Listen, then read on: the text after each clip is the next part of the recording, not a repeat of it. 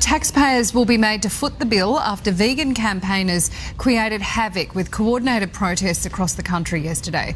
In Melbourne, animal activists chained themselves to vans to block the major intersection in Melbourne, causing commuter chaos. We want people to stop eating any animal products whatsoever. We want people to stop engaging in the practice of medical experiments and cosmetic tests on animals. We want people to stop wearing animals. Police arrested more than 40 people, even cutting protesters from their chains to clear the area. The Prime Minister has called these protests un-Australian, saying his government will support any affected farmers wanting to pursue legal action. The Commonwealth is totally open to supporting them in a test case to show these green-collared criminals that you don't get to go and pull the rug from under our Aussie farmers. For more, let's bring in Chris Delforce, who's the director of Dominion, which is the documentary that sparked these protests, and Victorian Farmers Federation President David Joe Hinkie. Good morning to you both, gentlemen. Now, Chris, you released this documentary a year ago, so why stage these protests now? Well, it's been a year since the documentary came out, and the fact is that much of what's happening on farms and slaughterhouses across the country is standard industry practice, legal practices every day, is completely unknown to most consumers. Most people don't know that the majority of pigs in Australia are killed in gas chambers, and the industry's been calling this humane for over 20 years. Anyone who takes just 2 minutes to watch some of that footage will see it's the furthest thing from humane, and hopefully by watching some of that footage or by watching the documentary Dominion, they'll begin to question what else the industry is saying is humane. Okay, protesters stormed abattoirs. We're looking at these pictures now from Goulburn yesterday.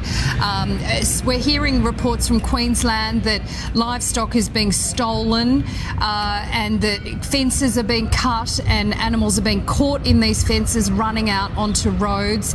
David, farmers, livestock is their livelihood. What do you say to Chris on this issue?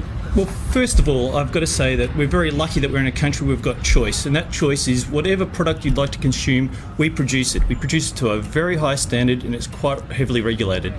Whoever would like to choose their choice of food is quite open to them. They can do as they please. But when you take that extra step, when you actually enter people's properties, when you violate their businesses who are law-abiding, who actually go about their everyday business, not harming anyone else, that's when we've got a concern. And especially when you take it to the next extent where you go from having your own discussions but then imposing it on others. And what we saw yesterday, once again, is completely unacceptable. We're open to having the discussion around where does your food come from. In fact, we encourage people to do that. But we've got to get down to some facts here, and that is that we do and have the world-leading practices in a lot of areas in agriculture. We don't accept anybody who doesn't adhere to the highest animal welfare standards that we do have. And to target farmers and farming families especially is absolutely ludicrous, and it's something that we won't stand for. Yeah, Chris, the Prime Minister has called this activism un-Australian. He's called you green-collar criminals. It's an attack on farmers, which goes to the heart of the country. What do you think the Prime Minister is wrong, Chris? I think most Australians are opposed to animal cruelty, and if they knew that they were funding it every time they purchase meat, dairy and eggs, they might think twice. These world-leading practices, including shredding all the male chicks in the egg industry because they'll never be able to lay eggs, and killing all the male calves in the dairy industry because they'll never be able to produce milk. People deserve the right to make informed choices, but they need all the facts. The industry is hiding behind labels like ethical, humane, free-range, happy meat, happy eggs. They're not showing customers what these so-called best practices actually are. That's what's catalogued for 2 hours in the film Dominion. It's all the industry standard stuff that they're saying is okay. We believe people have the right to see what is actually happening and make up their own minds, but they need the facts in order to do so.